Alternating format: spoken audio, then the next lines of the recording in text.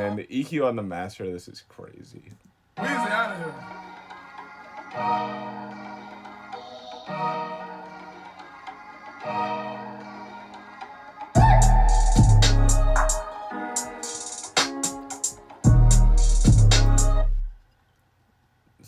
808's loud. I think I would have mixed this differently if I had more time. I do love the way it turned out.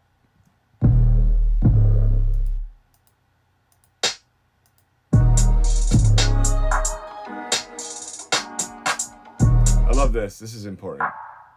It's an important element of this song.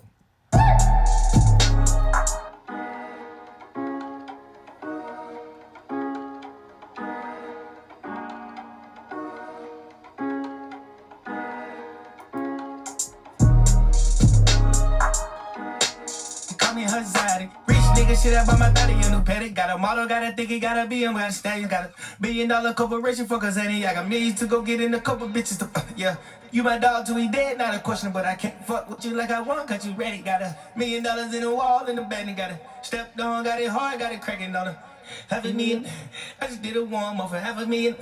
I can buy the building, I can rent this shit out and save it for the children. I can debt this shit out and give it to the villains, somewhere they can hide when they do some killing. All of the rides got grenade ceilings, loaded with a ride, cost a cool $1 million. Rose gold seat on a fucking helicopter, double C, no Chanel, cause she's bad, bad, bad. Right, got my socket, I can cup you when the right. I guess I have to show you. I mean, I need to get this thing set up. So I just turned the master off. Rose gold seat on a fucking helicopter, double C, no Chanel, cause she's bad, bad, bad. Right, got my socket, I can cup you when the right, let you ride it, now you're rap, and you're bad, bad, bad. No plan, no Atari, I won't play with you for nothing. I can eat you like hibachi, cause you're bad, bad, bad. I just took the doors, all the guinea, now I'm riding, and I'm sliding in the sideways, now she call me her zaddy. Rich nigga, shit up on my 30, a new paddock. Got a model, gotta think he gotta be him, gotta stay. You got $1 billion corporation for Kazani. I got millions to go get in a couple bitches to yeah. You my dog till we dead, not a question, but I can't fuck with you like I want, cause you ready. Got $1 million in the wall in the bed, and got it step down, got it hard, got it cracking on her. $500,000, I just did a warm up for $500,000. I can buy the building, I can rent this shit out and save it for the children. I can debt this shit out and give it to the villains, somewhere they can hide when they do some killing. All of the rides got grenade ceilings, loaded with a ride, cost a cool $1 million. Rose gold seat on a fucking helicopter, double C, no Chanel, cause she's bad, bad, bad. Right, got my socket, I can cup you when the right, let you ride it, now you're rap, and you're bad, bad, bad. No plan, no Atari, I won't play with you for nothing. I can eat you like hibachi, cause you're bad, bad, bad. I just took the doors, all the guinea, now I'm riding, and I'm sliding in the sideways. So, hypercritical myself here. My master chain doesn't look anything like this anymore. The plugins are similar. The order is way different because the FGX cannot handle the RMS and the loudness that the Pro L2 can. The FGX craps out at like -9 RMS. Craps out. It just shits the bed, and especially with 808s, it just shits the bed. So the Pro L2 and Limitless and some other limiter that I decided that I just added, which I've changed a few times. I've used the Ozone Vintage limiter. I've used Invisible limiter. I've used the Sony Sonics Oxford one. I didn't do anything to 808s. I just left them, and I made everything else fit around them. Limitless is nice because it's multi-band, but it doesn't sound like it's multi-band, you know? I don't really add glue because, you know, it's a program, and then if you add glue to it, you just like make the screen messy. It doesn't really affect the sound except for the reflections, you know? Like just putting Elmer's glue on your screen. It's not gonna do what you think. But what I do to make the song more cohesive is I add, you know, compression, 2 parts. This is a super bare minimum mix because Wheezy's beats are so easy to mix. Like this is way less than I normally put. And also like I have like the Helios EQ just on the synths, which normally I'll put that on the whole beat. But it's really good for the high mids, and honestly the lows it's kind of overdoes it, but it's nice. I have a Pro Q on all the drums with some crazy Q on this.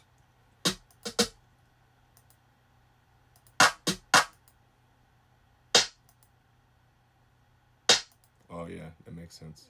That's like painful. I want to work with. I need mixing and mastering for my song. Are you up? When's this joint coming out? You're kidding, right? It's like 2 times platinum. Yeah, not the legacy one. Or wait, is it? I think it is the legacy one because the legacy one has like a natural 3.3 dB boost at the second you turn it on for the low end. So I barely even. I just like that's it. But if I could redo the mix of any song, I mean, a lot of So Much Fun I would redo, personally. I feel like we were up against a time constraint, and I like the way it came out, but I would definitely do things differently if I had more time and more knowledge, because I fucked up a few times. You know, I fucked up in the mixing process of So Much Fun because I was going for something different than he was going for, and so like, last minute I had to change everything with Baines. I would have just done it the way he wanted from the beginning if I knew better. Because normally we're on the same page and we weren't at first, which is a very strange thing. Wait, you really? I can't tell if people are joking on the internet sometimes. Like, let's do a Kenny Beats song. Show y'all how little I have to do to Kenny's instrumentals because he's so good at production. The only thing I did to his drums is the 808 trick. I did a lot of EQing to some of the sampling, nothing to the synths, nothing at all, just some leveling. And the vocals, I did like my vocal processing. So here's the 808. So here's the 808 by itself, dry. Right? It's a good 808. Here's the 808 with what I did to it.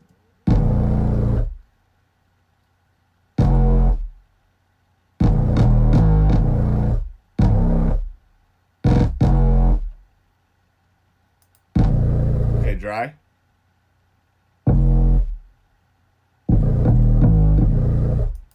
Wet.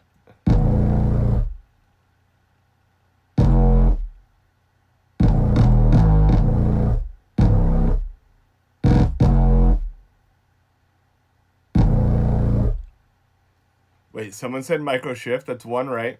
It's one right. One right. One right. It's not sidechain. Obviously not. So it's a parallel processing trick that I doubt I'm the first person to do it, but I didn't like see someone else do it and do it. I just thought of it as an idea. And I tried it a bunch of times. Like I think I spent the first time I did this like processing, this level of processing to an 808, it took me like a few hours to get it right. And now I have like the ear for it. Yeah, I think I tweeted about it. So it's Decapitator, just like going crazy with like the punish on and the fucking drive all the way up, and the low cut's kind of crazy. It's set bright, fully wet, right? Then into a Pro Q3 that high passes all of the low end, right?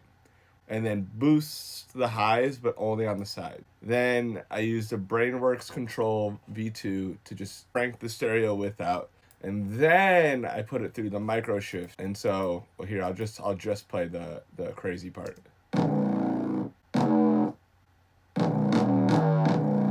Right? And then here's it with the original dry signal.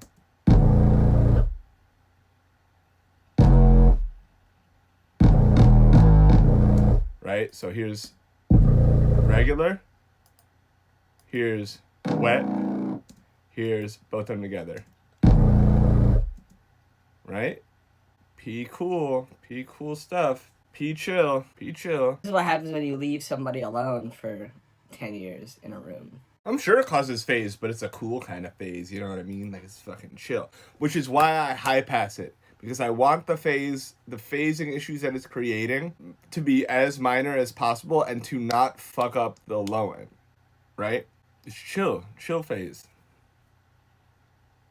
You know? Rock out, bro. You can songs Brooklyn Mate or Club Mate or White Label. They're all very similar. I like Brooklyn Mate because I can order them in bulk and they show up without like being mailed from another country. What else can I pull up, man? Let's fucking roast my mixes. Let's go back in fucking 2019 because I was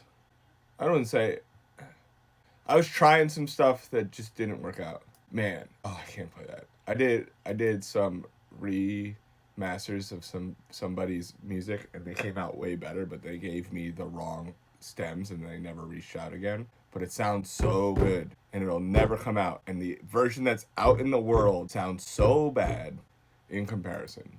It's like one of those times where I'm like, I did that, y'all should just use my version with the wrong stems. Okay, here we go. Here's a mix I did. You asking what I did to Thug's vocals? A lot.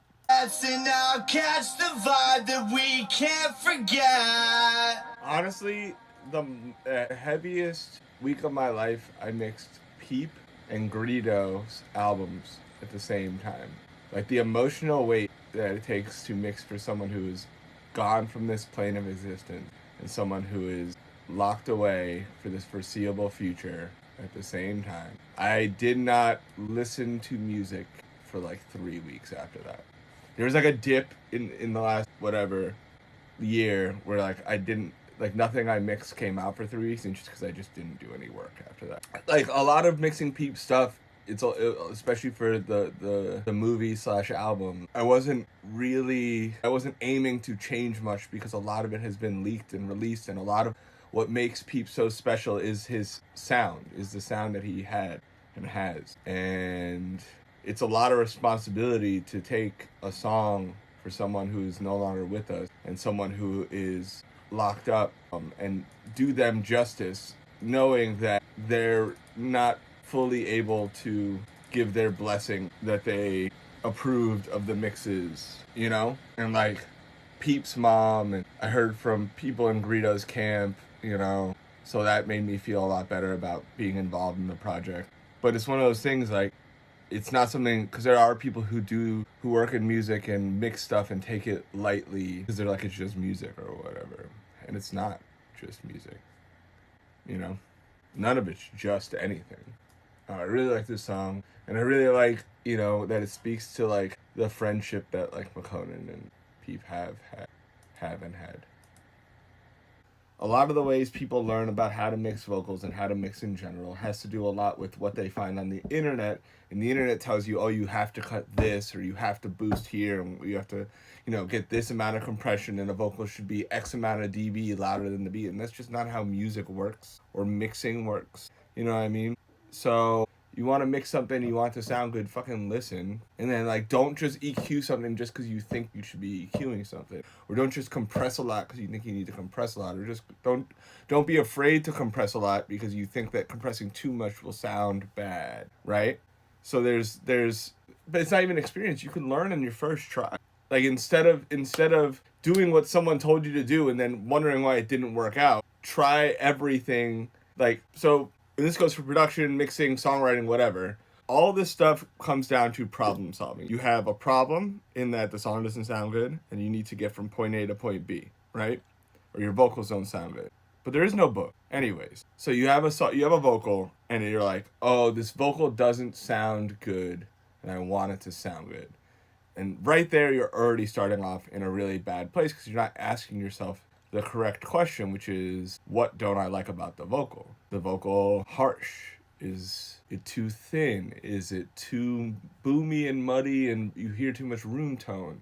Is it over compressed? Is it under compressed? Is it too rough? Is it too polished? Is it, like, there are terms that you can, you know, think about in your mind when you're mixing to help you get from point A to point B, because the whole thing is about the journey of getting from point A to point B, right? And if you know how to get there, it's a lot easier. But if you're just trying to make something sound good and that's your only goal, and you're not critical of the product you get, and you're not knowledgeable enough to get to where you want to go, then you're not going to get there every time. Where the song came from, and the more you know about where it's going and how to get there, the easier it all gets. So a lot of people are like, how do I do this? How do I fix my vocals? What's your vocal chain? And it's like, bro, I could give you the keys to my studio. And if you're making shitty sounding music at home, you're going to make shitty sounding music in here. You know what I mean? It's not about the gear. It's not about whatever. It's about knowing how to manipulate any of it. So when you're talking about, oh, my vocal sounds bad on, and I could tell just by how you described it what you're hearing,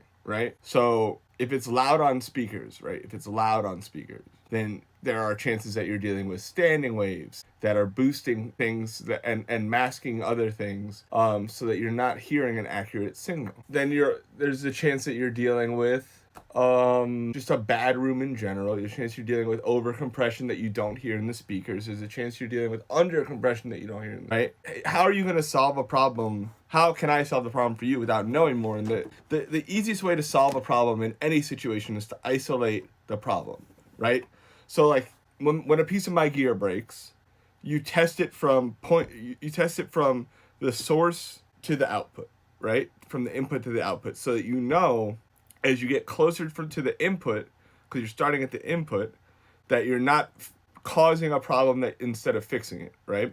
Because if you fix the first thing in the chain and then everything else is now better and working, then you know it was the first thing. But if you start at the end and you fix something at the end and nothing changes, you don't know that that's also not broken in addition to the thing at the beginning, right? And so the same thing happens with vocals is you have your issue, and if you don't target each problem individually in the correct order, you're just creating new problems as you go. Good headphones are cheaper and always reliable. So if your mix is too thin, or if your mix is too bright, or if your mix is too dull, instead of EQing, instead of compressing, instead of doing anything, you maybe try to make the elements that are making the song warm louder. Or like, if the song's not exciting or has too much, it was too dull, like just turn the hi-hats up. Maybe that'll work. You know what I mean? There's a disconnect in people thinking that mixing is color by numbers and not understanding that mixing is actually just fixing a problem, right? Because that's what mixing is. We're problem solvers. We're fixing. That's why they call us engineers. We're fixing stuff. Right, but then you just went to the wrong engineer. If you send me an engineer and they polish it to the point that there's no life left in the song and there's no character and they did too much, like I've done this with a lot of artists where my first mix is always too clean. Right? You took out all of the energy when you made the vocal clean because that was filling up all this space. And the less you know about what the song's intention were, who the artist is, or what they're trying to get at with the song, the less accurate of a mix you're going to get in the first place.